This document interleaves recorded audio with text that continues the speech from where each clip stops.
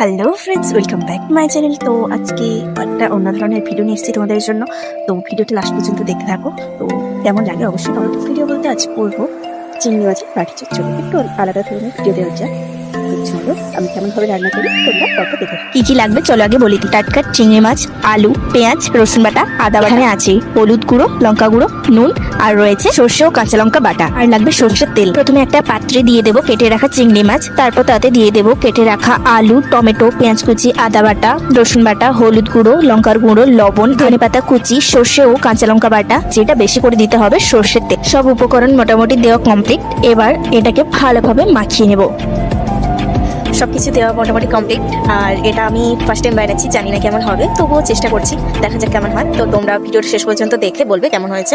তো চলো দেখতে থাকো পরপর। ওকে, সবকিছু ভালো করে মিশিয়ে নিচ্ছি যাতে সব মশলা ভালোভাবে ঢোকে। মিশিয়ে নেওয়ার পর কিছু সময় রেখে দেবো। কিছুক্ষণ পর কড়াই গরম করে তাতে দিয়ে দেবো আগে থেকে মাখিয়ে রাখা সমস্ত বাটি চচ্চড়ি, ও তাতে দিয়ে দিলাম পরিমাণ মতো জল ও একটু চিনি। এখন সবকিছু ভালোভাবে সেদ্ধ করার জন্য ঢাকা দিয়ে দেবো। সব তরকারি ভালোভাবে সেদ্ধ হয়ে যাওয়ার পর নামিয়ে নেবো একটা প্লেট। রান্নাটি কমপ্লিট হওয়ার পর প্লেটে সাজিয়ে নিয়েছি। আর এখন চলো খেয়ে বলি কেমন হয়েছে। যেহেতু নিজের হাতে রান্না করেছি, হ্যাঁ খেতে তো ভালোই হয়েছে, যদিও বা মায়েদের মতো হয়নি, তবুও মোটামুটি ভালোই হয়েছে। যাই হোক, আমার হাতে তৈরি এই ছোট্ট রান্নাটি কেমন লাগলো অবশ্যই কমেন্টে জানিও। আর ভিডিওটা ভালো লাগলে একটা লাইক আর চ্যানেলটি সাবস্ক্রাইব করতে একদম ভুলে। দেখা হচ্ছে নেক্সট মিনি ব্লগে। তখন ভিডিওটা দেখার জন্য ধন্যবাদ। পরবর্তী ভিডিও দেখতে পাশে থাকুন। ভালো থাকবেন, সুস্থ থাকবেন।